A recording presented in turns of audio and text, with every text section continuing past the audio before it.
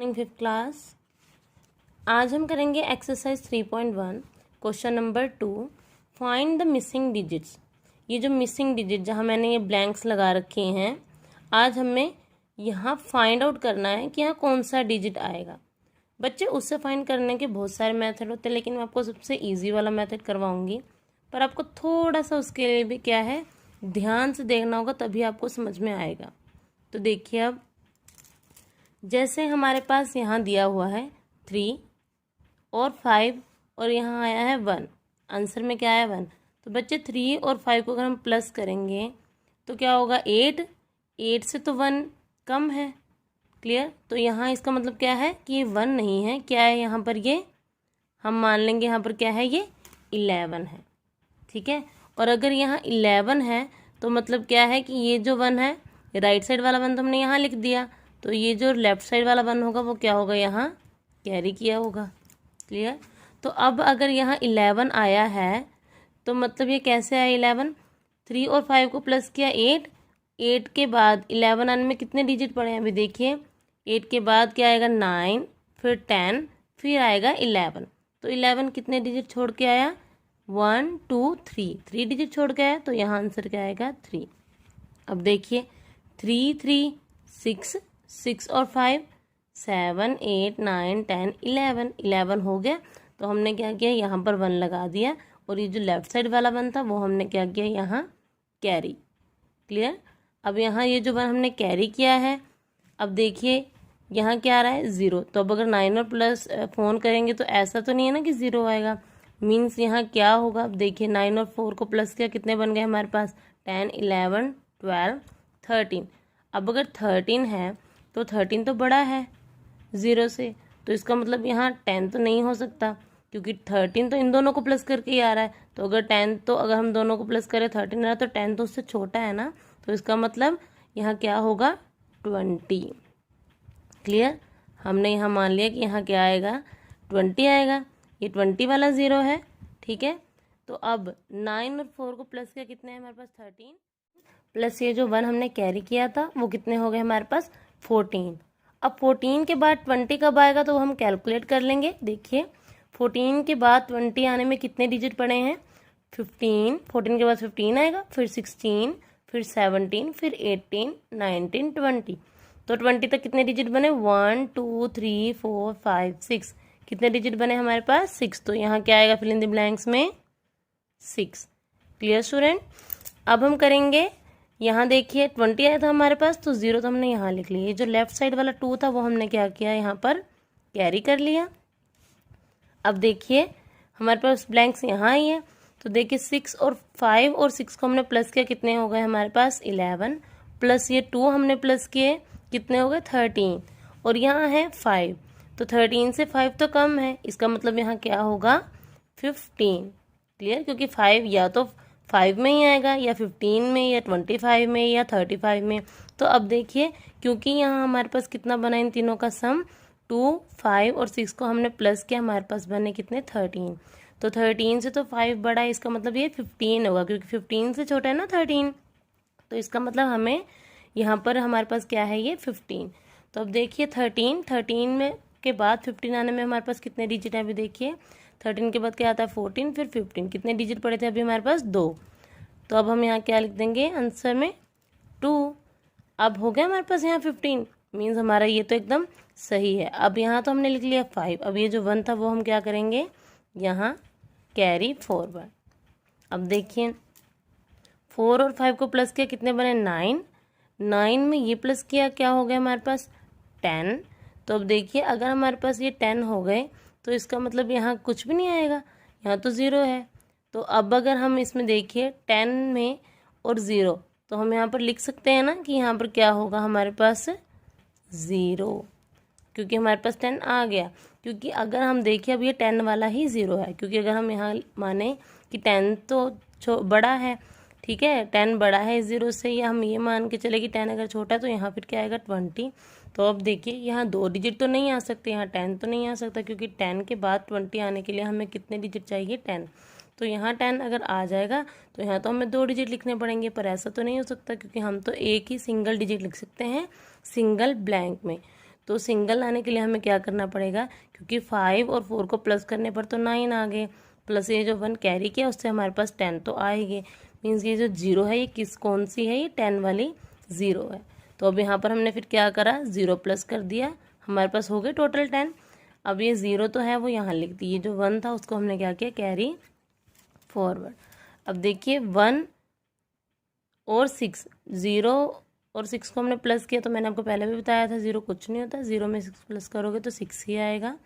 6 में 1 प्लस किया कितने हो गए हमारे पास 7, और यहाँ ये जो हमें क्या दिया हुआ है 9, तो 7 के बाद 9 देखिए बड़ा है, तो अब हमें ज़रूरत नहीं कि यहाँ पर हम ये समझे कि यहाँ 19 है, नहीं, यहाँ पर ये 9 ही रहेगा, क्योंकि 7 इन दोनों का सम करने पर इससे छोटा आना चाहिए।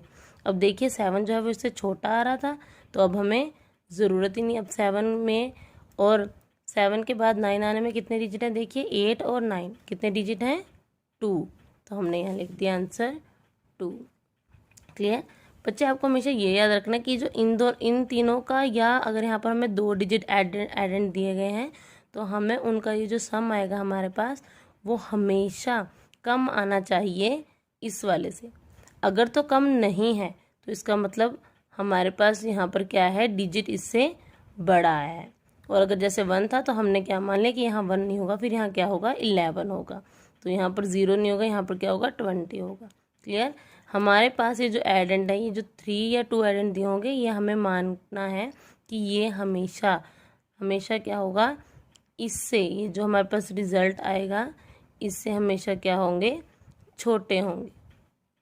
क्लियर, तो अब देखिए यहाँ पर क्या आ गया, 3 और 7 हमारे पास कितने आ गए, 3 7 10 हो गए, और यहाँ पर हमारे पास क्या है 2, तो 10 तो बड़ा है 2 से, इसका मतलब यहाँ 2 नहीं होगा, यहाँ क्या होगा, फिर यहाँ पर 12 होगा। क्लियर, क्योंकि हमेशा यहाँ पर जो आंसर आना चाहिए वो क्या होना चाहिए, इससे बड़ा। तो अब 3 और 7 को प्लस किया 10 आए, पर यहाँ पर क्या है 12, तो 10 के बाद 12 आने में कितने डिजिट हैं, 11 और 12 मीन्स 2 डिजिट अभी पड़े हैं, तो यहाँ क्या आ गया 2। क्लियर, अब ये जो 1 था वो हमने क्या किया, यहाँ कैरी फॉरवर्ड। अब 1 और यहाँ ब्लैंक्स है और यहाँ पर क्या है 6, 1 + 1 क्या हो गया 2, और यहाँ हमारे पास 6 है। अब देखिए 2 जो है वो 6 से छोटा है, इसका मतलब यहाँ कैरी करने की ज़रूरत नहीं, यहाँ पर बिल्कुल सही नंबर है 6। तो 2 के बाद 6 कब आएंगे, देखिए 3 4 5 6, 4 डिजिट बाद, तो यहाँ क्या आ जाएगा आंसर 4। क्लियर बच्चे, ये सब हम मतलब आपको ये पता लग गया ना कि ये सब हमने कैसे करने हैं। तो अब ये जो बी पार्ट है वो आपका होमवर्क है, ये आपने खुद करना है। क्लियर, अगर नहीं समझ आएगा तो आप मुझे मैसेज करके बता देना, मैं कल आपको दोबारा से ये करवा दूँगी।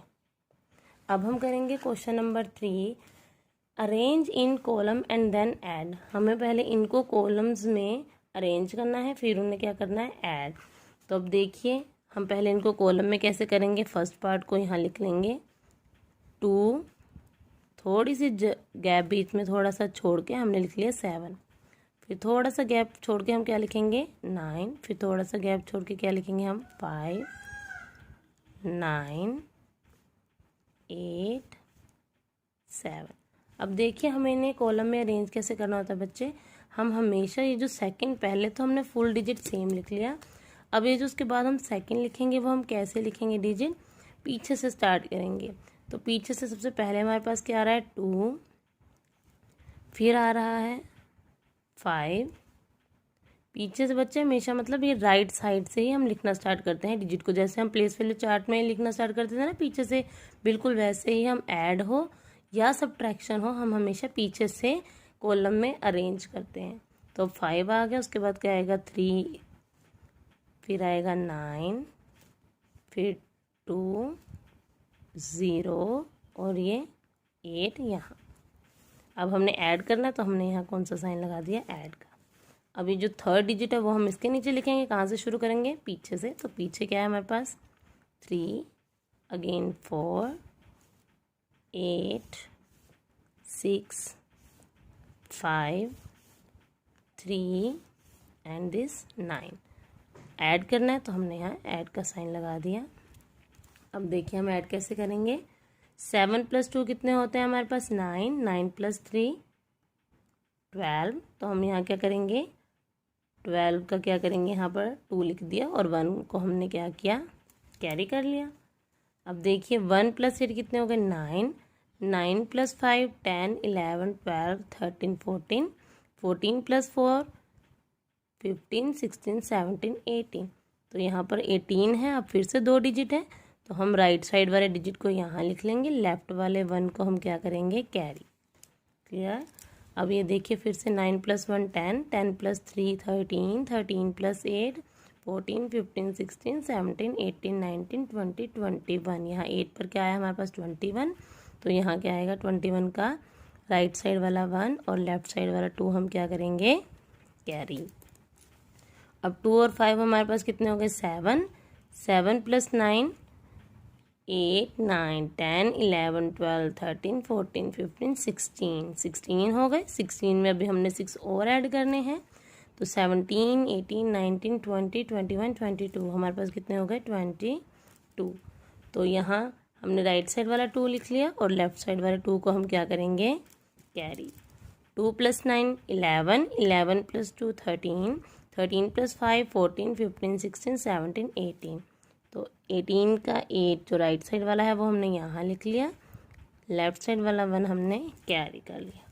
7 + 1 8, 8 + 3 11। तो 11 का भी 1 हमने राइट साइड वाला यहाँ लिख लिया, लेफ्ट साइड वाला 1 हमने कैरी कर लिया। 1 + 2 3, 3 + 8 4 5 6 7 8 9 10 11, 11 + दिस 9 कितने हो गए हमारे पास, 20। तो हम 20 0 यहाँ आगे कोई डिजिट नहीं है तो हम 2 भी साथ में ही लिख देंगे। ये आ गया हमारा आंसर। क्लियर। ऐसे ये दूसरे सम के मैंने बिल्कुल वैसे ही नंबर्स यहाँ लिख लिए हैं। अब एक तो बच्चे मैंने आपको ये बताया था कि हमने ये क्या किया, नंबर्स लिख लिए सारे। जो लास्ट वाला डिजिट था उसके नीचे पहले डिजिट तो हमने सेम लिख लिया जैसा था। सेकंड वाले डिजिट को हमने पीछे से स्टार्ट किया, जैसे ही वो जाते गए हमने लिख लिया। ठीक है। अब इस क्वेश्चंस में आप देखिए बच्चों, यहाँ पर डिजिट जो है वो चेंज है। पहले मैंने फर्स्ट डिजिट लिखा, सेकंड डिजिट जो लिखा मैंने तो इसमें जो 9 एक्स्ट्रा है, मैं आपको ये वाला पैटर्न बताऊंगी कैसे हुआ। तो देखिए सेकंड मेथड ये होता है, हमारे पास ये जो डिजिट आया फर्स्ट वो क्या होता है हमारे लिए, वंस।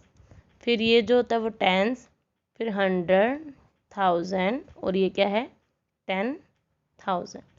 तो हमने अब क्या किया, देखिए जो सेकंड डिजिट था फिर से देखिए ये वंस है तो हमने वंस को वंस के नीचे लिखा। सेकंड टेंस था तो मैंने उसको टेंस वाले डिजिट के नीचे लिखा। थर्ड 100 था, मैंने 100 के नीचे लिखा। अगेन इट्स 1000 तो मैंने इसको 1000 के नीचे लिखा। ये जो था, ये जो आया हमारे पास 9, ये क्या था, 10 था, 5 था, ये 10,000 था। अब ये जो 9 है वो क्या है, लैख। तो 10,000 तक तो मैंने 10,000 वाला लिख लिया। अब ये जो लैख था वो क्या हो गया, आगे शिफ्ट हो गया। अब ये जो है वो लैख के कॉलम के नीचे आ गया। क्लियर। अब देखिए इसी तरह से है नेक्स्ट डिजिट 0, ये क्या है, ये वंस है तो इसको वंस के नीचे लिख लिया। टेंस को टेंस के नीचे, 1000 को 100 डिजिट को 100 के नीचे, 1000 को 1000 के नीचे, 10,000 को 10,000 के नीचे, लैख को लैख के नीचे। अब ये जो था 10 लाख तो हम इसे किस कॉलम में लिखेंगे, 10 लाख वाले कॉलम के नीचे। क्लियर। अब आपको पता लगा कि हमने इनको कैसे अरेंज किया कॉलम्स में। हम कॉलम्स में इनको कैसे अरेंज करते हैं बच्चे, प्लेस वैल्यू टेबल के अकॉर्डिंग। वंस के नीचे वंस आएंगे, टेंस के नीचे टेंस आएंगे, 100 के नीचे 100 आएंगे, 1000 के नीचे 1000 और 10,000 के नीचे 10,000, ऐसे ही। अब हम करेंगे ऐड। वो तो कैसे करेंगे, देखिए 7 + 7 14। तो 4 राइट साइड वाला था वो यहाँ आ गया, 1 जो है लेफ्ट साइड वाला हमने कैरी फॉरवर्ड कर लिया। 1 + 2 3, 3 + 8 11, 11 + 4 5। तो 5 राइट साइड वाला हमने यहाँ लिख लिया, 1 क्या करा, कैरी। अब फिर से 1 और 8 9, 9 + 2 11, 11 + 4 15। फिर से 5 यहाँ आ गया, 1 हमने क्या करा, कैरी।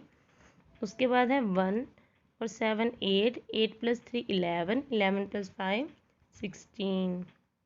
क्लियर। तो 6 राइट साइड वाला हमने यहाँ लिख लिया, 1 कैरी कर लिया। 1 + 5 6, 6 + 5 11, 11 + 2 13। तो 3 हमने यहाँ लिखा, 1 हमने क्या किया, कैरी।